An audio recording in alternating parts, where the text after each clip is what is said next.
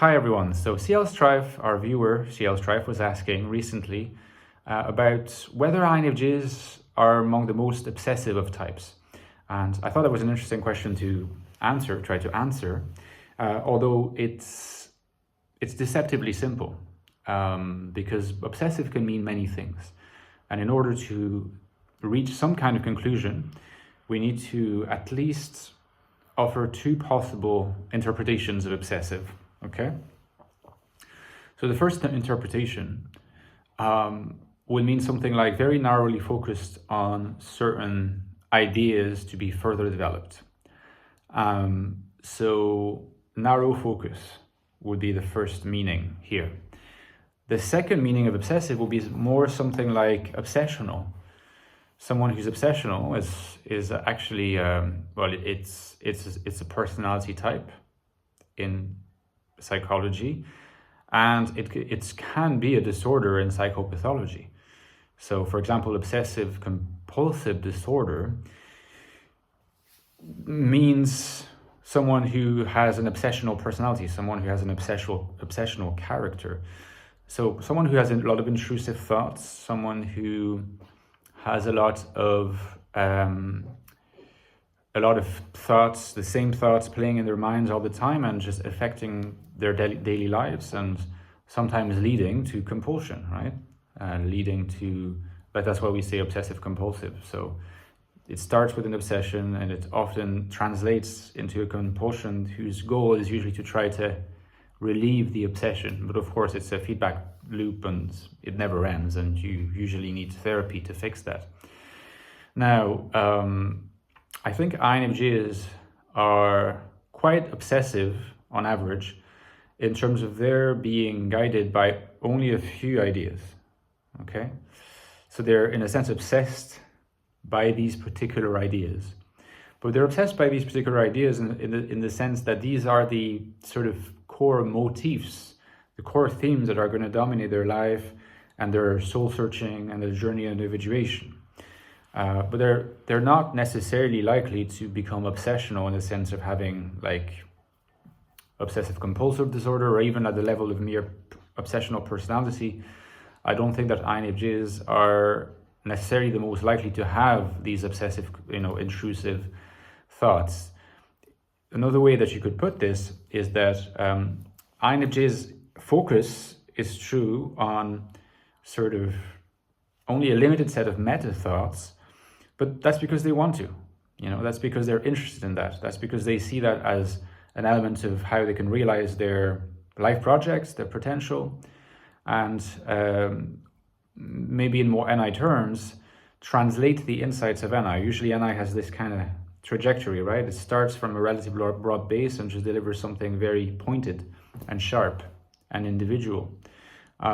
So it tends to obsess, so to speak, just on like the perfectly distilled essence of what this NI is all about.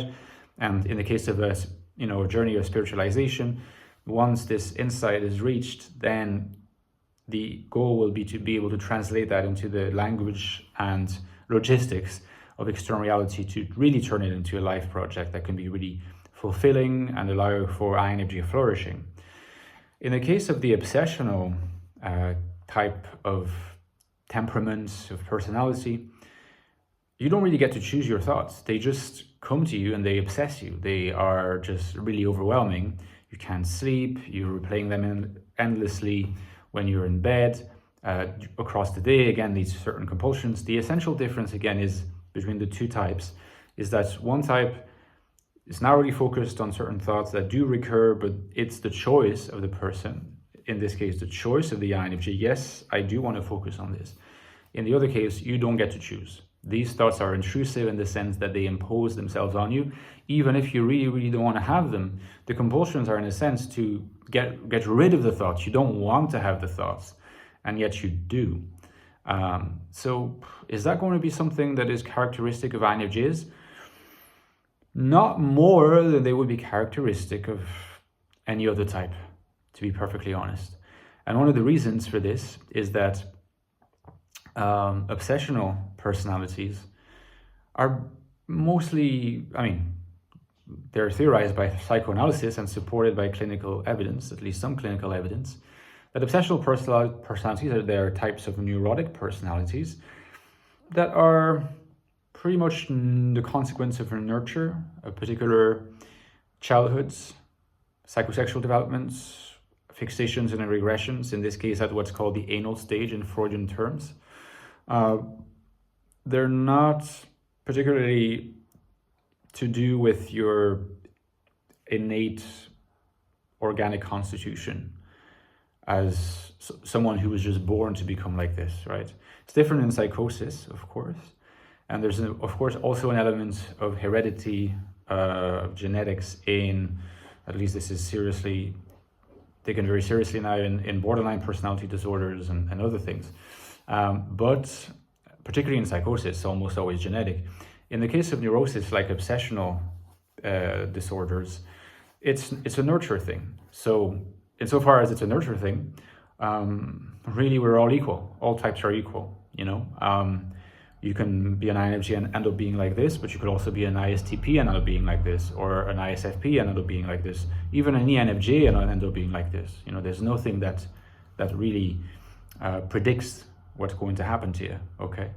Now, of course, the picture would become a little bit more complex if we consider that being an INFJ is completely a nurture aspect, which is something that I've been kind of toying with lately as well, right?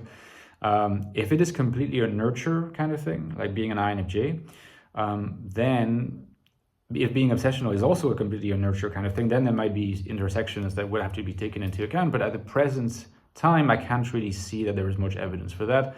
And as far as my everyday concrete empirical experience of interacting with INFJs, I have not met that many who were obsessional. Obsessive in the first sense? Yeah, almost all INFJs. In fact, it's kind of a good giveaway of whether someone is an INFJ or not. If you get the sense, you interact with an INFJ for long periods, and you get the sense that there are people who like to generate lots of ideas and to follow them for a while and then move on to another idea and then follow them for a while and switch. Okay, you're probably talking to an extroverted intuitive, not an introverted intuitive. But if you're talking about someone who's willing to explore lots of avenues or rather in the name of always the same set of ideas, right? That it's like the project is already germinating. It might not have completely translated into the language of external reality, but it's already germinating. And one of the challenges will be to allow it to come to fruition fully, allow it to blossom.